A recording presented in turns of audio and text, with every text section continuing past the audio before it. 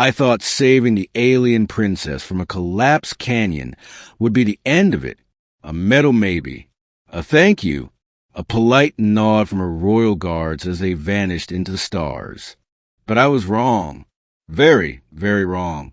3 days after I returned to base, still healing from cracked ribs and bruised pride, I was summoned to a special hearing chamber near the diplomatic ring on orbiting station Silantra.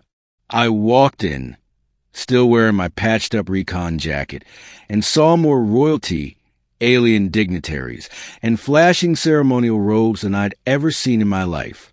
In the center stood Princess Aina. She was dressed in flowing white silk that shimmered like the night sky. Her silver hair was pinned with starlight stones, and her eyes, golden, serious, and calm, locked on me the moment I entered. Everyone turned. A voice echoed across the chamber in 6 languages simultaneously. By the ancient laws of the Crown Moons and the binding code of rescue and bloodline preservation, the human named Kale Riven shall now be declared. Royal Groom. Silence.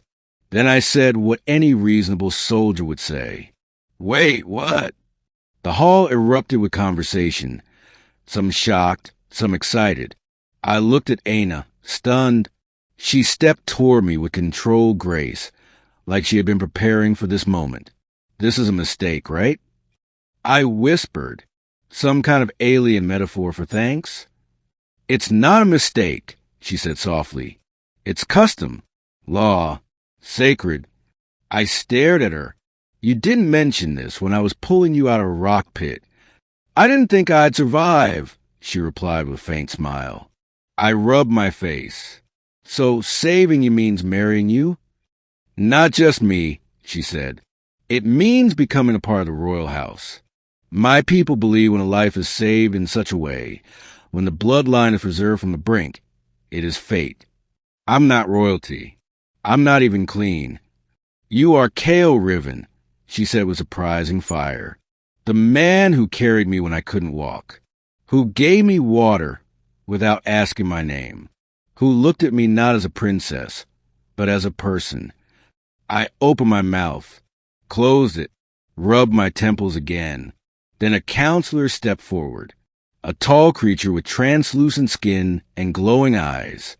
You may refuse human, but understand, doing so would dishonor her and break a law held sacred for 12,000 years. My eyes met Aina's again. I don't want to trap you, she said, but if you choose to walk away, I'll understand.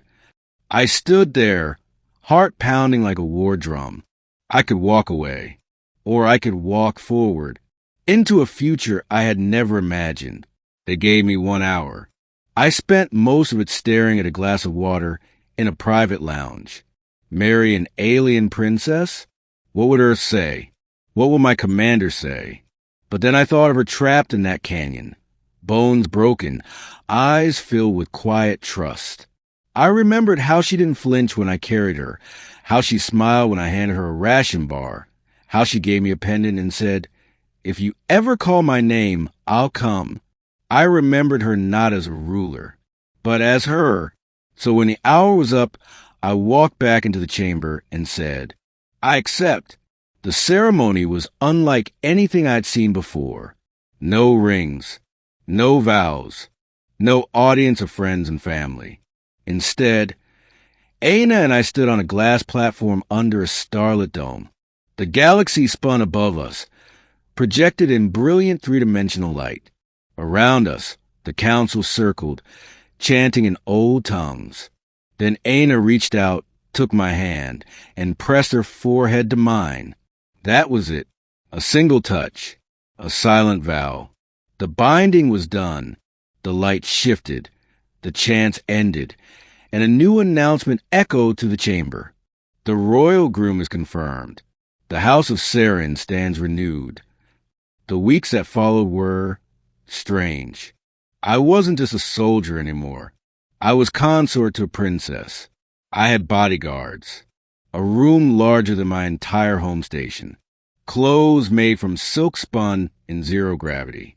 I ate food with too many colors and was bowed to by alien diplomats who couldn't pronounce my name. And Aina, she never once acted like she owned me. She shared everything. Her knowledge, her quiet, her time. Some nights we would sit on the balcony in silence, watching stars drift past. She'd tell me about her mother, who died in a peace war, about her planet, now buried in flame, about her loneliness. She never pretended I was just a duty, and I stopped pretending I didn't care. One night, I asked her, was it really law or just an excuse? She looked at me carefully.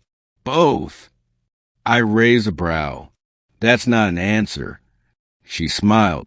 It is. The law said I could bind myself to the one who saved me, but I chose to invoke it.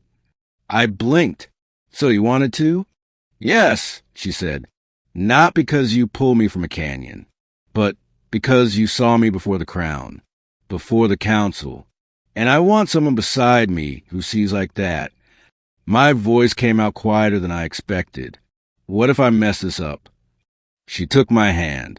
Then we'll fix it. Together. I was a soldier, a stray, a speck among stars. But now, I stood beside a woman with galaxies in her eyes and worlds in her name.